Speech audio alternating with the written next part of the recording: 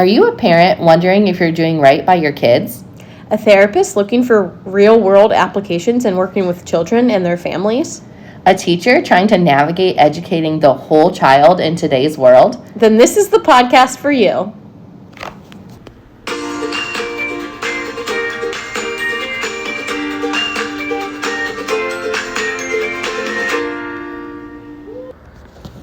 Hey guys, it's Bridget. And Jenna. The teacher. And the therapist. Jenna, episode 3. Are you excited? I'm so excited. Okay, so last time we talked about effective discipline. Mm-hmm. We talked about that survival state, what that looks like for kids and adults. And so we thought today we'd talk about some tips for us adults to use when we're in that survival state to get back to our executive state. Totally, yeah. We're calling this one emotional regulation for adults because kids aren't in charge of grown-ups' emotions. So true. And this is something that comes up, at least in my profession, quite a bit. And I need to regulate quickly because sometimes the child or the family is like right in front of me. It's in session, so I have to like find something that's going to work. Do you notice that coming up for you at home or in the classroom where you kind of have to act like quickly? Definitely in the classroom, It can be difficult because there's, 15 different personalities all having different emotions and I have to be sad for child A and then celebrate child B within a matter of seconds. They're so proud of whatever's going on. So yeah, I spend a lot of time counting down from 10 in my head because it's easy, right? I can just do it on the fly. And silent, no one knows you're doing it. So, but I also feel like it's kind of always the same types of things that get me feeling overwhelmed. So, I don't know, Jenna, if you can tell us about like some common triggers for adult emotions when it comes to kids. Yeah, definitely. So the first one, and I think most adults can relate to this, some maybe more than others. I talk to parents and people that work with kids, and some of them, they're just like, it's like I feel a rage inside when my child whines. And I think... whining. I know. And I think that people mean that like in the truest sense. And this is actually biological. Like whining is designed to make us feel uncomfortable, us as adults feel uncomfortable, especially if we're in like a caregiving role, a parent, or like caretaking for a child in some way. Just like how an infant cries, that's how babies communicate. This is how like toddlers typically communicate. And so we are like biologically driven to respond and like to be hypervigilant to that, just like a baby cries and it's yours, or it's or they cry in the middle of the night and like you're gonna wake up, versus if something falls you might not, but you're like attuned to that. And so whining's the same thing, like the tones kind of get your attention. It's like that, like the like pitch, which again can be like the aggravating part of it. But that's like a young child's way of telling the grown-up, hey, I need something. And it might even be going back to like what we talked about when kids are in survival mind state last episode of like it feels like a need, right? Yeah. So they might be whining about something that we're like, that's not a big deal, but to them it is. Yeah, I have one of my kiddos is a big time whine to communicate child, and it gets me. And I try that method of like, I can't understand you. Can you say it in a bigger voice? Like but it doesn't always work. Like sometimes the whining just, it's there and it can be rough. It can escalate you quickly as the grown up for sure. Yeah. And it is, sometimes I like to like incorporate humor, like, I got to take that wine out of your mouth, pull it out, you got to throw it away. Sometimes that like levity, kids love that kind of thing, and they're like laughing and but even that doesn't always all work. I can think about is let's put some wine in my mouth. I need a different kind of wine. Take it out of your mouth and put it in my mouth. I remember when I was a kid, my teachers would always say, would you like some cheese with that wine? When we were in the classroom whining, which maybe not appropriate. Yep. Now reflecting, but I think I heard that too. And right, it's like one of those things that it's like an adult joke that kids, it goes over their heads, Yeah. you know? And then you're thinking about it now as like a teacher, and you're like, oh my, what if I said that to my 5-year-old? Say that. Yeah, totally. And another thing that I'm sure has to come up for you, Bridget, I would imagine, is that opposition. Wah, wah. That, yes, kids not doing what they're told, or you're having to repeat yourself a lot, and that can become really frustrating really quickly. And I think, I mean, I experience this even adult to adult, right? Like someone's like, what? And even if it's truly they can't hear you, you're just like, I said, you know? It just gets aggravating. So again, just know that like this is also developmentally appropriate. Just like toddlers are supposed to whine, like our kids, especially at different ages, if you're thinking toddlers, if you're thinking teenagers, they are gaining independence, right, in different ways at those times. And so they're supposed to kind of butt heads with you a little bit. They're supposed to have their own opinions. They're forming their own opinions, and that's what, no, I'm not going to do that. Yeah, right? That autonomy. Yeah, which we want, right? Obviously, like, yes, I want my kid to, like, have independent life skills, but also you need to listen to me. Yes. I would like my children to be super independent when they are adults. Yes. And I'd just like them to be real compliant right now. Right now at, you know, their age, yeah. This is definitely one that probably is the biggest trigger in the classroom for me. This is the one where, I mean, we repeat ourselves all the time as teachers. The amount of times that I have said, like, okay, you need to listen, I'm not going to give this instruction again, and then immediately have to give the instruction again. Like, I could not even tell you how many, multiple times a day. And so, like, it is a lot, saying the same thing over and over again. Hey, you need to listen, you need to do this, you need to, like, and it'll be like the same routine from day one, right? I'm like, you come in and you put your folder away and you sign in. This didn't put your change. folder away and sign in. And it'll be like after Christmas, and I'm like, put your folder away and sign in. Yeah. But I think that's something that probably is like, can lead into another trigger, which is just that repetition. That having to do and say those same things over and over and over again. And the kids do need it. They need that repetition. They need that consistency. Yeah. But man, can it be trying for us adults to be doing that over and over. And that same, I have to have that same, put your folder away and sign in. Like, it has to be that, you know, happy teacher voice every time. Day. And sometimes on the inside, it's like nails on a chalkboard in my own head. I'm like, I can't be happy about signing in any more time. But I will. But it's a trigger for sure. Yeah, definitely. Yeah, I mean, and kids ask the same things over and over again. It's not just that they forget, or they're not following instructions, or they are kind of like giving you that, like, you know, no, I'm not going to do that more directly, but they might just be asking the same thing over and over again. What's next? What's next? Are we there yet? You know, no, we are not to Disney World yet. Oh my gosh. I don't know who let me drive to Disney World. I'm pretty sure I warned preschoolers. you. Pretty sure I was like, what are you doing with that?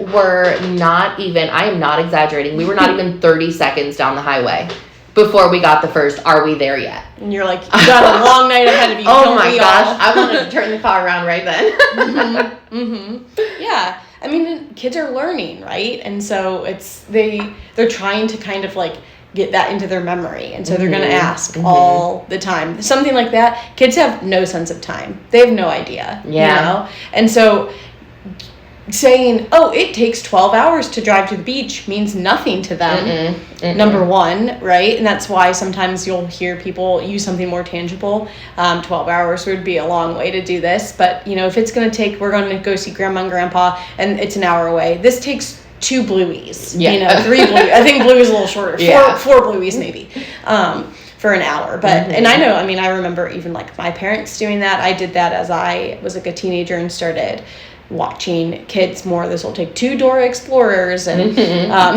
things like that, because that's something that like the kids can grasp. Time, they don't have that construct, you know. Not at all. It's like, you're good, mommy, you're going to be gone forever, or like, you know, this car rides forever. You're like, it's been 15 minutes. Yes. We have hours ahead of us. And something like for that too, if they're counting down to something, I've found that using how many times you have to go to sleep. I've heard is that. a good one. You got 3 sleeps. Exactly. Like when are we going to Disney? Well, you have to go to sleep 4 more times, and that can be helpful because they understand this is something I'm gonna do 3 more times, and then Right. the next day, okay, it's only 2 more times, and they do understand that versus like in 3 days that doesn't always they're like what's correlate a day to them.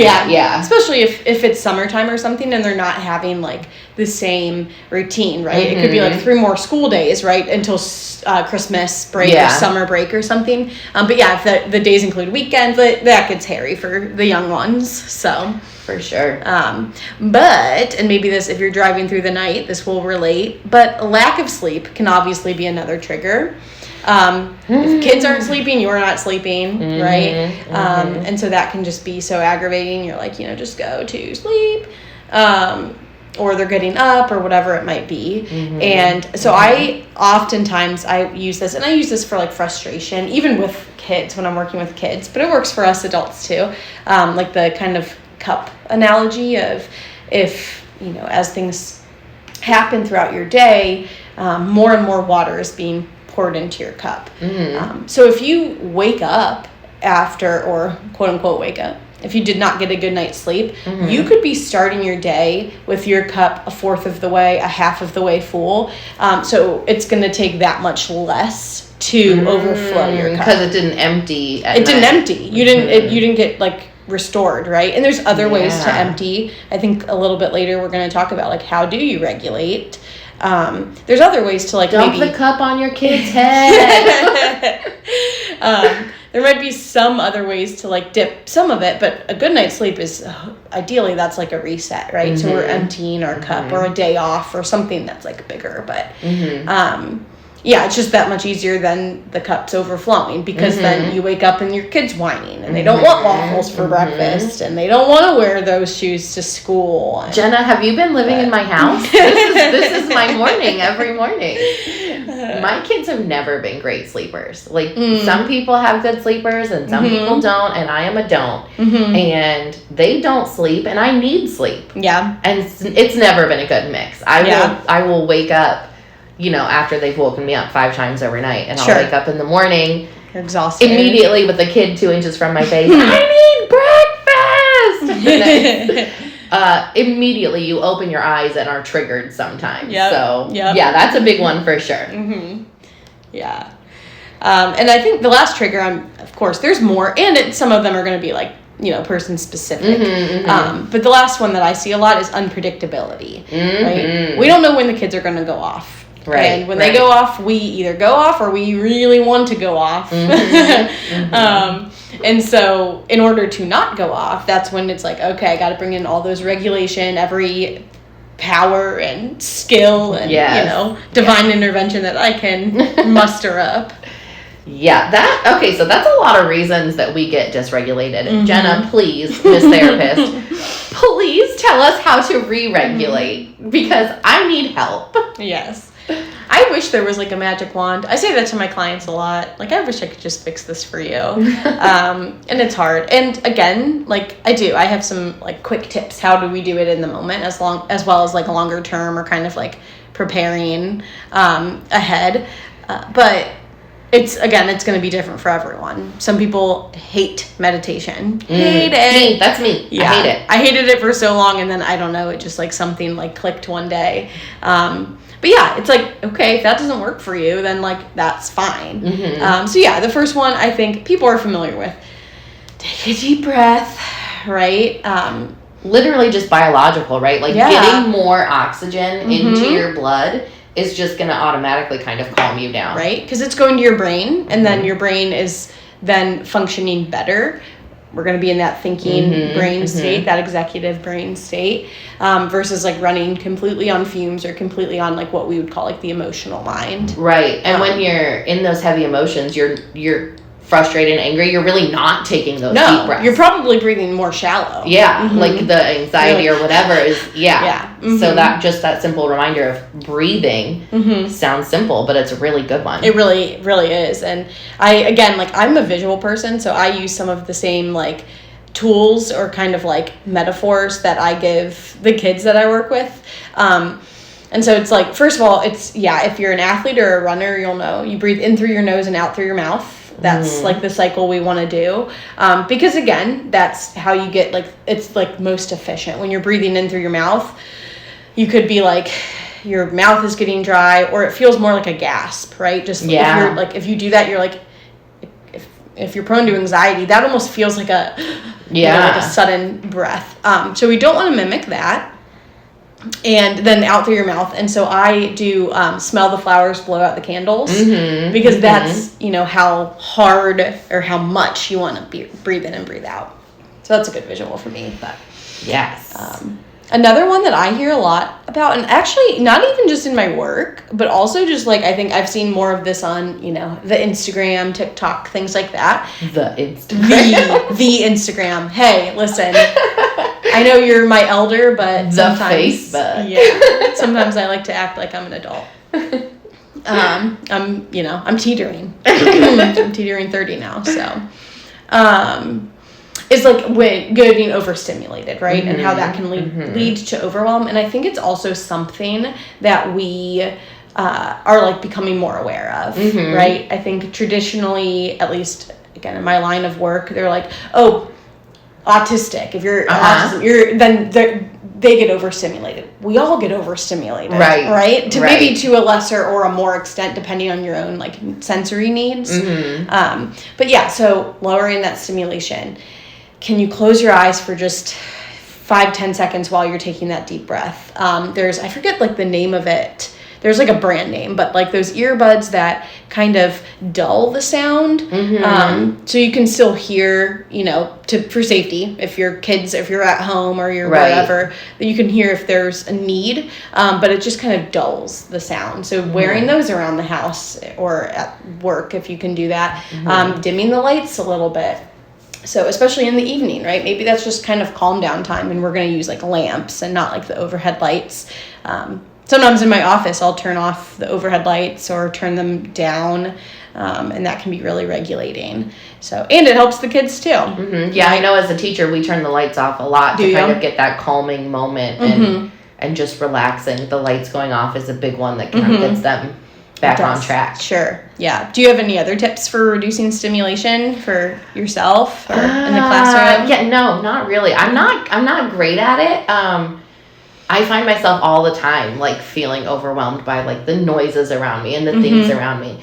And I know in the classroom, honestly, I've kind of just learned to like block it. Like you kind of have to ignore the dull roar that's happening all the time. Yeah. But at home, it can be harder, like when they're watching two different shows, or one's watching a show and the other one's, playing and coloring and whatever, and it's like so many different sounds happening at the same time that it can definitely be stressful. Yeah. So maybe I need some of those headphones. I'll have to like look them up. It's like, I don't know, it's like this curly thing, and I know again, I've seen it on the social media with other parents and things like that, but I know that's something that I think when I first think of this, I'm thinking of kids screaming, running around the classroom, the park, something like that. But it happens with really young kids. You know how many toys make noise and they like to turn them all on? Oh my gosh. All of them. My nephew is 18 months old and he wants to like turn every single thing on. Every battery operated toy that lights up and spins around. And they find it so stimulating. All the lights, all the sounds. So stimulating. Exactly.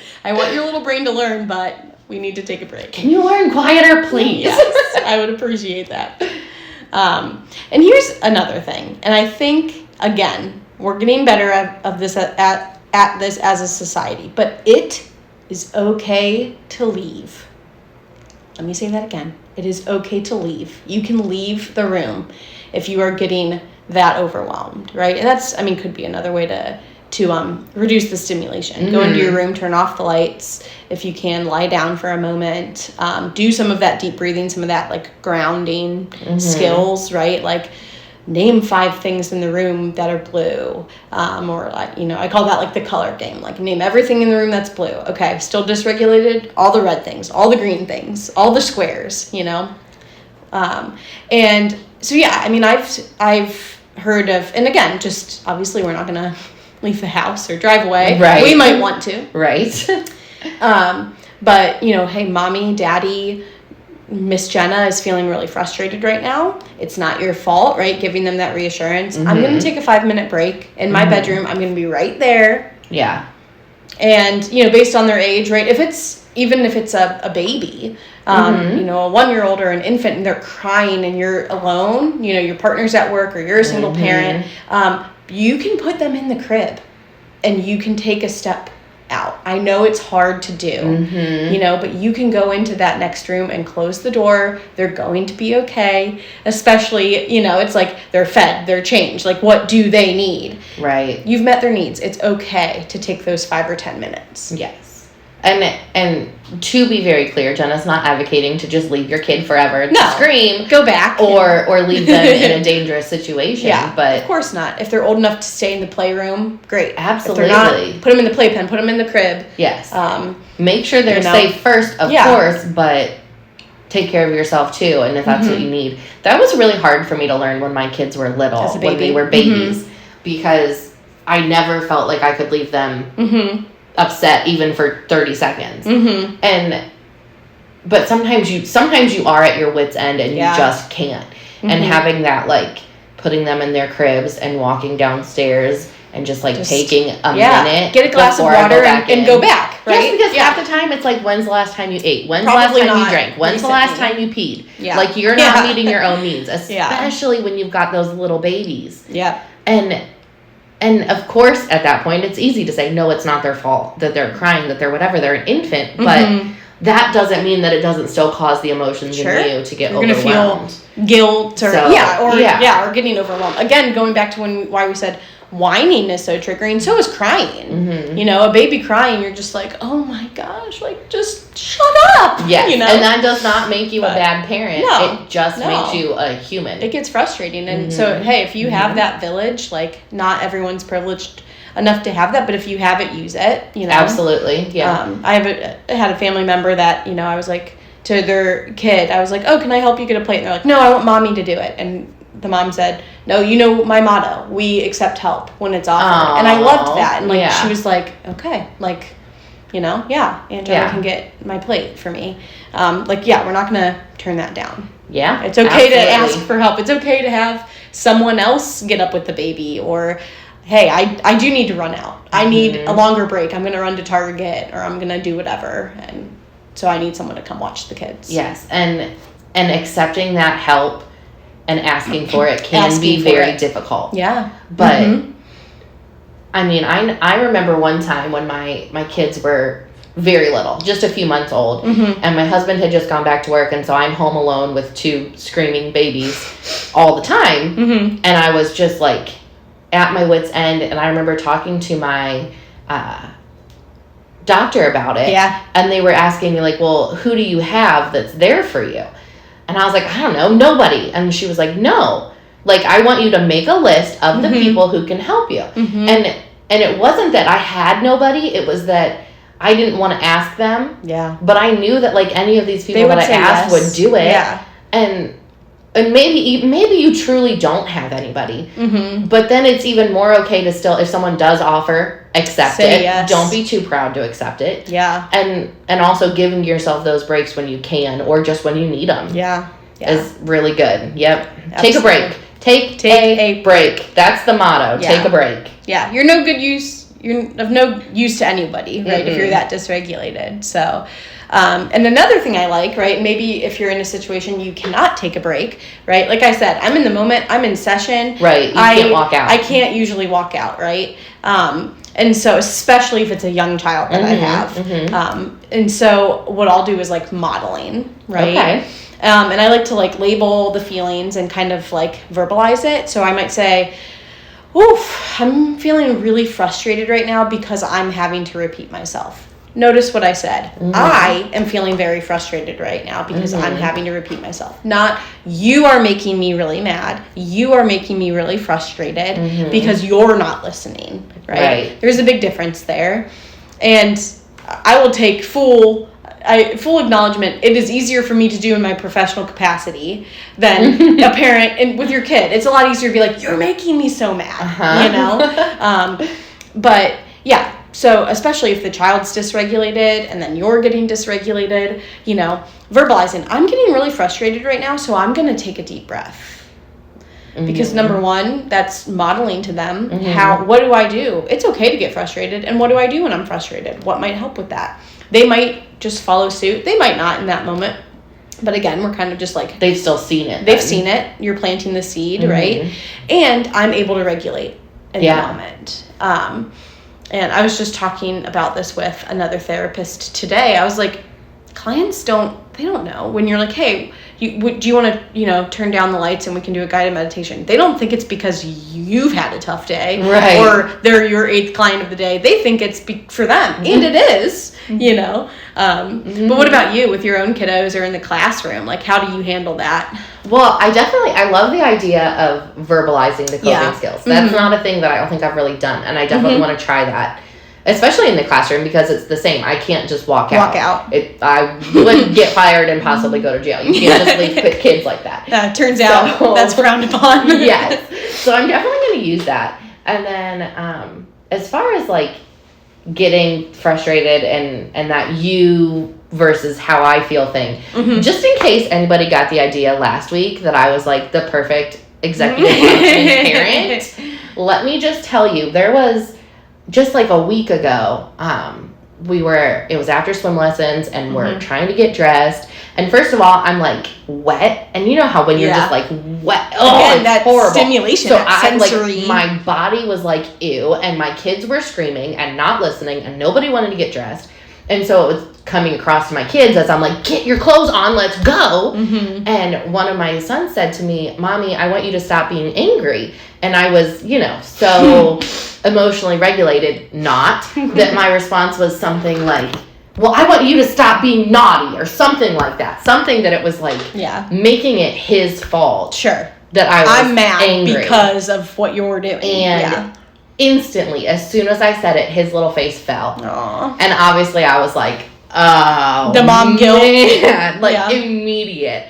But then it was a good opportunity for me to practice what we talked about, apologizing to him and saying, how I feel is not your fault. Right. I still love you no matter what you're doing, no matter how I'm feeling. And I'm sorry that I said that and made you feel that way. So, and then next time I'll be able to say something like, oh, I should take a deep breath and count down or whatever it is to kind of model that for him. Right. Because like, you're right, I am kind of getting mad or frustrated. Yes, and they see it. And so they know. Yeah. As far as the classroom goes, that honestly is just easier for me. I really don't lose my cool in the classroom. Okay. Kind of like I do at home. Yeah. Why do you think that is? It's just like your own kids or? Yeah, I don't know. It's probably just a couple reasons. Like, first of all, when it's not your kid, it's just kind of easier to just let it happen, right? I get to send them home at the end of the day. I don't really have to if you have to worry about it as much. That internal countdown, so be it. Yeah, exactly.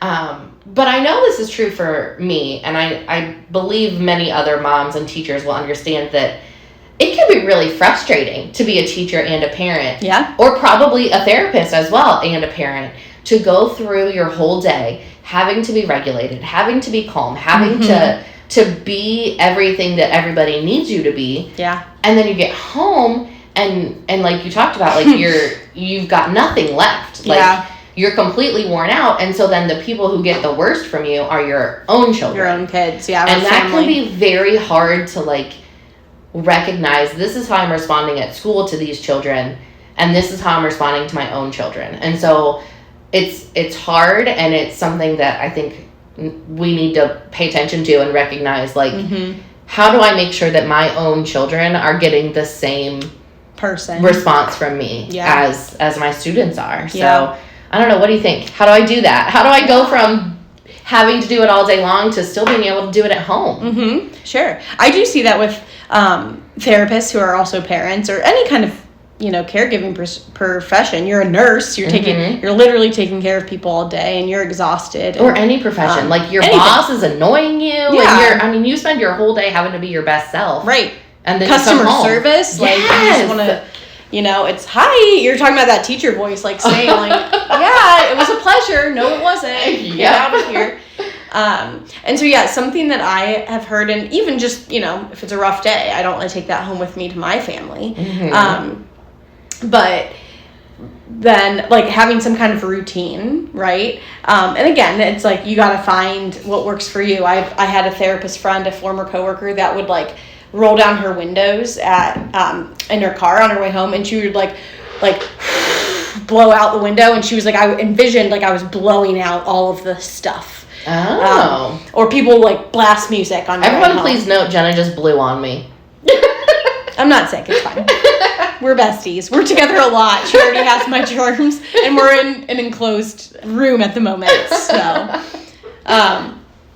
but yeah, something like that. Blast your favorite music, right? If you're in the car alone, might be hard because, again, if you're picking up your kids from school, then you're listening to, Baby Einstein, and you're like, once again, you're like, I am overstimulated. Ooh, I sing those bubblegupy songs so often. Yeah, it's stuck. When I'm taking care of kids all day, sometimes I'm laying in bed and I'm like singing nursery rhymes in my head, and but yeah, have a routine. Like, do you have the ability to like go to the gym right after work before you come home? Or I've even heard like, I'm gonna worry and think about and ruminate on my day until I get to the grocery store, and like driving past the grocery store, and then okay, boom, I'm home mode. Some people can kind of switch like that. Okay, yep, I'm gonna worry about it. I'm gonna think about it. Man, I really hate my boss and blah blah blah. I'm like, okay, I'm in mom mode now. I'm in child, daughter mode. I'm in sister mode, aunt mode, and like going from there. But having that moment of like, when I get to this point in turn my it drive, off. like a physical Yep. thing, like we talked about something being concrete for kids. Sometimes we need that as adults too. Yeah. And allowing yourself, okay, I'm gonna sit here and be mad because my boss is a jerk. Right. And then give yourself that 10 minutes, and then, okay, my boss is not a jerk, by the way. She listens to this. But if hypothetically, if you're feeling that way, then you would say like, okay, I can say all these things until now, and then I will. Now I'm thinking try about and let it go. Next. Yeah, totally. Or when you get home, change your clothes. What? Yeah. Huh. Take teacher Bridget off, and you're putting your comfy clothes on, put your pajamas on, like physically make that change. Okay. I'm taking that. Yeah. I'm doing it. So, and hey, if you work from home, I've heard all kinds of tips and tricks, right? Leave your computer in one room. I have a coworker that works from home, and she wears shoes in her office because she's like, I feel like I'm getting ready for work. When I was sitting there in my slippers, or I was sitting there in bare feet, I was maybe a little too comfy. And then when I leave my work for the day, I shut my laptop. I take my shoes off. I do change my clothes, or I do something, right? It can be harder too when you're in the same like physical environment. Yeah, for sure. And that's something that's probably come up more nowadays in recent years. So many people work from home now that you don't have that commute to decompress. All you have is opening your office door and there's kids screaming. There they are. So. Yep, exactly. Or even, honestly, you don't even have to have kids. If you're just like opening your door and there's your life out there waiting for you. Yep. Your dishes and your dinner and your spouse and your dog and all the 100 things you have to do around the house. And yeah, it doesn't have to be children. It can be anything that can be like, wow, that's a lot. Yeah, absolutely. Absolutely. So yeah, we have those little tips and tricks for in the moment, those mindfulness things, but also how can we prepare and what I call cope ahead? Number one, know your triggers, right? So we gave you some common ones. Think about those ones. Think about when, or even jot it down, like, when was the last 3-5 times that I lost control, right? I lost my cool, or I blew up at my kids, or I really was feeling it at work or after work. And is there a pattern? Is it always when there's whining, or is it, when you're having to repeat yourself? Maybe it's even with your partner or your spouse and having to like ask them to do something over and over and over again. Because then it ahead of time and you can like almost prepare for it, right? So like if I'm, maybe I'm like, oh, okay, this is a heavy day for me, right? There's going to be a lot of like, I work a lot with trauma, I work a lot with grief. Obviously seeing all of that back to back can be emotionally exhausting. Or if I have, it happens a lot in the summertime, I have kids all day long. It's not that I have 2 or 3 at the end of my day after school. I have them all day long. So if I'm seeing, 6 4-year-olds, I'm just going to be physically exhausted and mentally and emotionally. So maybe I'll take some more time to do some of those like mindfulness exercises in the morning if and just recognizing that like, okay, when my kids are out of their routine, they get escalated. Today is like an off routine day because we're going to go do something fun, and parents all know that can also be, if you're missing nap time or if meal times are different, like that can throw a wrench in things. So just being prepared, or even like Bridget, I can imagine this comes up in the classroom. If there's like a quote unquote fun day, it's field fun day. Days are the worst. It's field day. It's the last day before Christmas break. Then party days. Yeah, there's sugar. Man, they're party watching days movies. Are stressful. Exactly. So try to do something like in the morning, right? Like okay. Or ahead of time, knowing like, it's party day, right? So rather than like wait till the end of the day when I'm already fried, try to start the day doing something. Yeah, try to empty your cup. Okay. Knowing that you're gonna there's gonna be more water than usual filling that cup. I'm gonna be using that as an excuse to go to Starbucks on every stressful day at school. I'm like, well, Jenna told me that I need to treat myself on party days. Yeah. Hey, listen, sometimes you do need to treat yourself. So that can be a part of it, right? And we don't want to neglect our basic needs. Again, when's the last time I ate? When's the last time I had water? Have I had any water today? Oh, man. You know? I know when I'm out of my routine, I don't drink a lot of water. Like, weekends are harder for me. I have to be more intentional. At work, I have water next to me all day, you know? But if you're a teacher and you're standing up and teaching and talking all day, you might not have that. Yeah. So yeah, self-regulating before those triggers, and then having boundaries. What can this look like? Again, once I shut my office door, that stays there. I'm not taking emails, phone calls, things like that. Ooh, after, you know, hey, parents, yes, I would love to collaborate on how your child is doing in the classroom. I look at my email Monday through Friday, 8 to 5, and then I stop, right? I will check my email before I leave school each day, and I'm not going to check it from home. I'm horrible about that. I feel like I have to, right? I get those notifications on my phone that a parent sent me a message at, 7 o'clock on Saturday night, and I'm out here responding, and my husband's always like, what are you, why? Like, you are not Mrs. Bartlett right now. You are just Bridget, and I definitely have a hard time with that. So I don't know, maybe even like turning those notifications off. What a suggestion. What a suggestion. Well, I've never done it, but I might try. That's a good idea. Yeah. It's funny because my phone, it almost does the opposite. My phone automatically, when I'm like in or near my work, will go into work mode. And so I don't get any notifications to my phone or watch except for text and calls. And obviously, if I want to turn that off, I can do like a do not disturb. But there's also a setting on there. I have not set it up, but it's personal. And so I think it's the same idea that, hey, if you get home. It's like the opposite. Yeah, it's the opposite. Or like move it to like your, like off of your home screen. You know what I'm saying? So it's like if you have the main screen that all your apps are on, move it to the next one so you're not like actively seeing it that all the time. Little number, the little red one on the iPhone. Yeah. Exactly. So, I mean, boundaries can look like that. Boundaries can look like asking for help, you know? Hey, spouse, hey, partner, I can't take on one more thing. Yeah. You know? What's the word I'm looking for? Outsourcing. Right? Pick up dinner tonight. Yeah. Yes. Don't cook.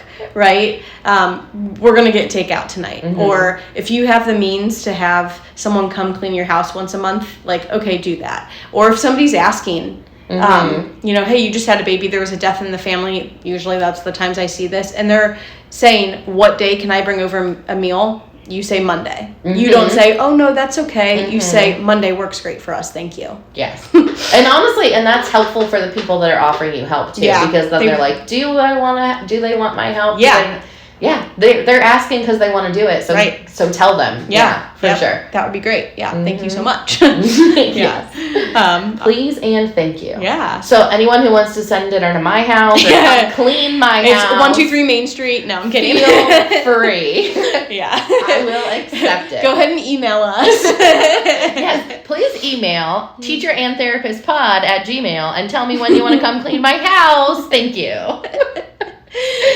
Any final thoughts on emotional regulation for us adults, Jenna? You know what? I just wanted to like validate that it is hard for us, just like it's hard for our kids, you know? And so you're not a bad parent, you're not a bad therapist, you're not a bad person. We all get dysregulated, and just like we were saying, you know, we've said before, like, it's okay for our kids to be mad and to be upset and frustrated. It's okay for us to be mad and frustrated too. It's just a matter of kind of like what we do with that, right? Yeah. And not putting our kids in charge of the emotions, right. emotions, or anyone else for that matter, other adults. Absolutely. You're responsible for how you feel. Oh, my dad, I'm going to say one more dad story. Growing up, he would tell me all the time, no one else can make you feel anything. Like, you are responsible for how you feel. You are making a choice to act on that feeling. Oh, for sure. Okay, thanks, Dad, for knowing what you were talking about. I didn't care when I was 12. Maybe it's a dad thing, because my dad, I'd be